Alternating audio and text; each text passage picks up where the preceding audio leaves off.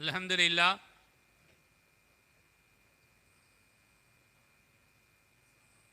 அல் ஜவாஹிருல் குர்ஆனின் பொறுப்பாசிரியரும்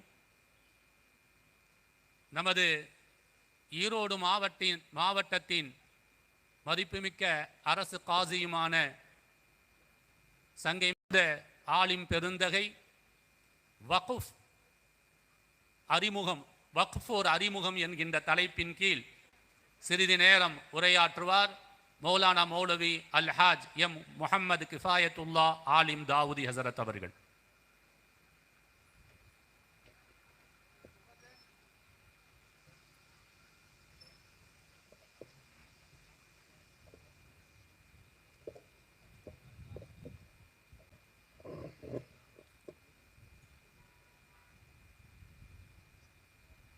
அஸ்ஸலாமு அலைக்கும் வரஹ்மத்துல்லாஹி வபரகாத்துஹு. வஸ்ஸலாமு அலா மன் இத்தபஅல் ஹுதா.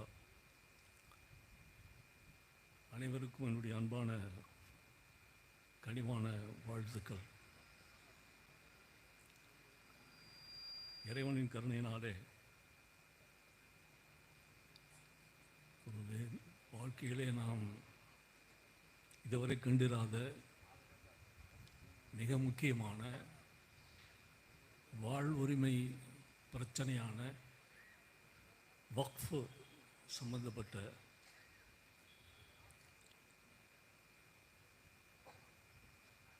காரியத்துக்காக இங்கே நாம் கூடியிருக்கிறோம்.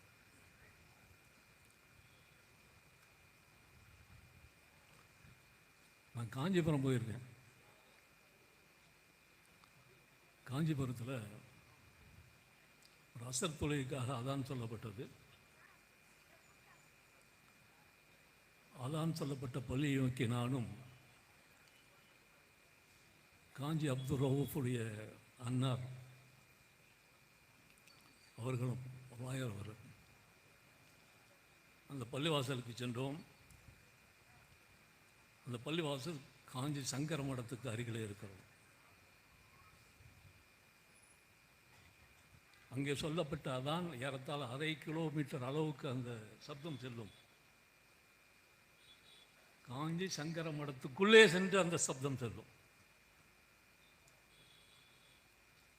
பள்ளி வாயிலுக்குள் காலடி எடுத்து வைத்தேன். பார்த்தால் எனக்கு பிரமிப்பாக இருந்தது. அது கருங்கற்களால் கட்டப்பட்ட ஒரு ஆலயம். உது செய்துவிட்டு உள்ளே நுழைந்தேன். நுழைவாயிலே வலதுபுறமாக இடதுபுறமாக பெரும் தூண்கள். அங்கே பெரிய பள்ளியினுடைய உருவங்கள் அங்கே செதுக்கப்பட்டிருந்தன. உள்ளே சென்றால் அங்கேயும் எங்கே பார்த்தாலும் பெரும் பள்ளியினுடைய உருவங்கள் அங்கே இருந்தன. எனக்கு அதிசயமாக இருந்தது. ஒரு பள்ளிவாசலுக்குள் வந்தோமா இல்லை ஒரு கோவிலுக்குள் வந்தோமா என்ற ஒரு சந்தேகம் எனக்கு. அண்ணன் அப்துல் ரஷீதிடம் கேட்டேன், என்னென்ன இது அப்படின்னு. ஆம், இது சங்கர மடம். இங்கே இருக்கக்கூடிய முஸ்லிம்களுக்கு வக்ஃப் செய்த பள்ளிவாசல் இது. சங்கர மடத்துடைய பெரியவாள் ஒரு முஸ்லிமாக இருந்தால் அவரை ரஹ்மத்துல்லாஹி அலைஹி என்று நாம் சொல்ல வேண்டும். மிக பேணுதலாக தமிழகம் மட்டுமல்ல இந்தியாவுக்கு சொல்லப்போனால் அண்டை நாடுகளிலே வாழக்கூடிய அனைத்து சமுதாயங்களுக்கும் ஒரு அழகான மத நல்லிணக்கத்துக்கு எடுத்துக்காட்டாக வாழ்ந்த அந்த அற்புதமான அருமையான பெரியவாள். அதிகாலையிலே தான் விழிப்பதற்கு தஹஜ்ஜுத் நேரத்திலேயும் அங்கே பாங்கு சொல்லப்படும். அந்த பாங்கு சப்தத்தை கேட்டுதான் அவர் எழுவார் என்று அவர் சொல்லுவார். அதாயா இல்லையா? இதுதான் ஹிந்துஸ்தான். எங்க இப்ப போய் நீ அந்த பள்ளிவாசல முன்னால் அந்த ஆலயத்தை புடுங்க பார்க்கலாம். சங்கர மடத்துக்குள்ள உன்னை எடுத்து சென்று உன்னை என்ன செய்வாங்கன்னு தெரியும். வக்ஃப் சொத்து என்பது முஸ்லிம்கள் மட்டுமல்ல, முஸ்லிம் அல்லாதவர்களாலும் இறைவனுக்காக இந்த சமுதாயத்துடைய நலனுக்காக அவருடைய வழிபாட்டு தலங்களாக, கல்லூரிகளாக, மசூதிகளாக, மதரசாக்களாக, யத்தீம் கானாக்களாக, தர்காக்களாக உருவாக்கப்பட்டு அதற்கு நன்கொடையாக இனாம்களாக வழங்கப்பட்டவைதான் ஏராளமான வக்ஃபுகள். ஏன் நம்ம அங்கேயும் இங்கேயும் போனோம்? ஈரோட்டில் எடுத்துக்கொள்ளுங்களேன், ஜாமியா மஸ்ஜித் இருக்கு டவுனில், சுல்தான்பேட்டை பள்ளிவாசல் இருக்கிறது, இங்கே ஜன்னத்துல் ஃபிர்தௌஸ் மஸ்ஜித் இருக்கு, ஜன்னத்துல் பாக்கியாத் இருக்கு. இந்த இடங்கள் எல்லாம் முன்னால் என்னவாக இருந்தன? யார் இந்த இடங்களை வழங்கியவர்கள்? இந்த டாக்குமெண்ட் எடுத்து பார்த்தீங்கன்னா அதிசயமாக இருக்கும். நாம் நினைக்கிறோம் திப்பு சுல்தானும் ஹைதர் அலியும் வழங்கியது என்றால் ஒரு சில பகுதியிலே உண்டு. இவையெல்லாம் வழங்கியவர்கள் நான் முஸ்லிம் சகோதர இந்து சமுதாயத்தை சார்ந்த மன்னர்களும் பெருந்தனக்காரர்களும். வக்ஃப் என்றால் என்ன? முதல்ல we should know about that. இப்போ நம்ம பேசுனது என்னன்னு கேட்டால், வக்ஃபு திருத்த சட்டம் மத விவகாரங்களில் அரசின் ஆபத்தான தலையீடு என சிவில் உரிமைகள் உச்ச நீதிமன்றத்தில் ரிட் மனு தாக்கல் செய்திருக்கிறது. இந்த நிலையில் இந்த வக்ஃபு லேண்ட்ஸ், வக்ஃபு சொத்துக்களை எல்லாம் அரசு, ஒன்றிய அரசு எடுத்தல் கூடாது, எடுக்கக்கூடாது, கை வைக்கக்கூடாது என்றெல்லாம் நாம் சொல்லுகிறோம். ஆனால் வக்ஃப் என்றால் என்ன என்பதை பற்றி ஒரு சில குறிப்புகள் நம்முடைய உள்ளத்தில் இருக்க வேண்டும். வக்ஃப்னு சொல்லக்கூடிய அரபு வார்த்தைக்கு என்ன பொருள்னு சொன்னாக்கா, அந்த சொல்லுடைய பொருள் நிலைநாட்டுதல். நிலைநாட்டுதல். சொத்தின் உரிமையாளர் தன் சொத்தின் உரிமையை அல்லாஹுடைய பெயரில் நிரந்தரமாக அர்ப்பணித்து அதனால் கிடைக்கும் வருமானத்தையும் பலனையும் இஸ்லாம் அங்கீகரித்த வழியில் பொதுமக்களின் நலனுக்காக செலவிடுவதே வக்ஃபினுடைய நோக்கம். த கான்செப்ட் ஆஃப் வக்ஃப் என்ன? இதுதான். இந்த வக்ஃப் செய்யக்கூடியவருக்கு அரபு மொழியிலே வாக்கிஃப் என்று பெயர்.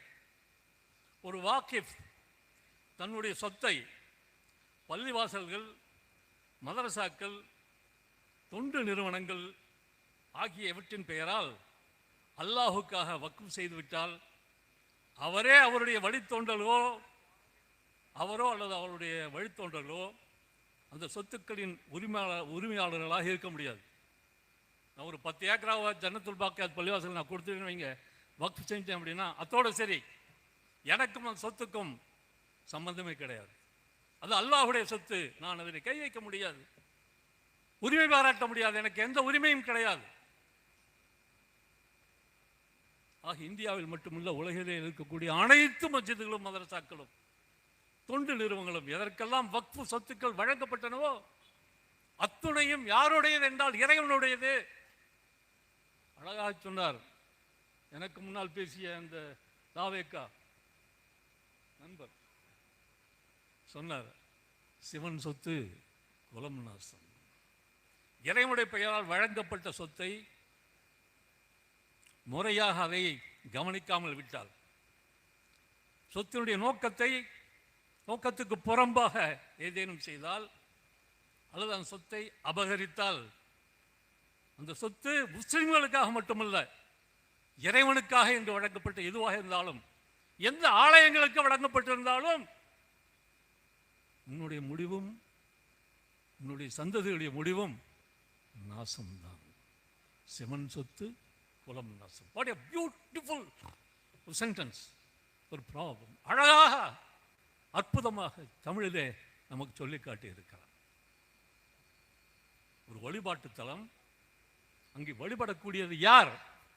வழிபடக்கூடியவன் யார்? இறைவன். இறைவனுக்காக அந்த இடத்தை நாம் கட்டியிருக்கின்றோம். அந்த இடத்தை தேர்வு செய்து அந்த இடத்திலே வழிபாடு மட்டும்தான் நடக்கிறது, குடும்ப வாழ்க்கை எதுவும் நடக்கவில்லை. ஆக இப்படி வக்ஃப் என்று சொன்னாலே இறைவனது பெயராலே அளிக்கப்பட்ட சொத்துக்கள். மக்காவில் இருக்கக்கூடிய ஹரம் ஷரீஃப், மதீனாவில் இருக்கக்கூடிய மஸ்ஜித் நபவி, உலகிலே எங்கு இந்த வக்ஃப் சொத்துக்கள் இருந்தாலும் சரி, லட்சம் லட்சமான கோடி கோடியான மதரசாக்களும் மஸ்ஜிதுகளும் எவையெல்லாம் வக்ஃப் செய்யப்பட்டனோ அவற்றை தொடுவதற்கு யாருக்கும் உரிமை கிடையாது. ஏற்கனவே அதை பற்றி உள்ள எல்லா சட்டங்கள் என்ன என்பதை பற்றியெல்லாம் நிறைய ரெஃபரன்ஸ் எல்லாம் சொன்னாங்க, சொல்லுவாங்க. ஆக ஒரே ஒரு விஷயத்தை நான் சொல்லிக்கொள்ள விரும்புகிறேன். கடந்த வாரம் நான் சங்கி மிகுந்த நம்முடைய தமிழ்நாடு அரசு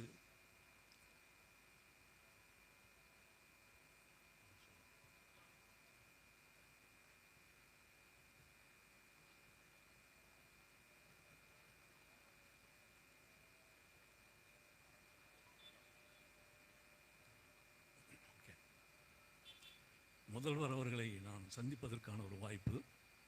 அவருடைய அழைப்பின் பேரிலே நானும் பிற மாவட்ட காசிகளும் சென்றிருந்தோம். மிகுந்த மரியாதையோடு எங்களை வரவழைத்தவர் எங்களுக்கு சொன்ன ஒரே ஒரு செய்தி தான், உங்களுடைய உரிமைகளை நாங்கள் பறிக்க விட மாட்டோம், உங்களுடைய உரிமைகளை நாங்கள் பறிக்க விட மாட்டோம். நாங்கள் இருக்கும் வரை, என்னுடைய உயிர் இருக்கும் வரை உங்களுடைய உரிமைகளை நாங்கள் பறிக்க விட மாட்டோம், உங்களுக்கு நாங்கள் பாதுகாப்பாக இருக்கும் என்று சொன்னார். நெஞ்சம் நெகிழச் சொன்ன அந்த செய்தியை கேட்டு உள்ளம் மகிழ நாங்கள் திரும்பி வந்தோம். எனவே இவர் போன்ற நல்லவர்கள் இந்த நந்தமிழ் நாட்டில் இருக்கும் வரை தமிழகத்தை பொறுத்தவரையில் நம்முடைய வக்ஃப் சொத்தை யாராலும் தீண்ட முடியாது, எவராலும் பறிக்க முடியாது என்ற அந்த நல்ல விஷயத்தை சொல்லி வாய்ப்புக்கு நன்றி கூறி விடைபெறுகின்றேன். நன்றி. அஸ்ஸலாமு அலைக்கும் வரஹ்மத்துல்லாஹி வபரகாத்துஹு.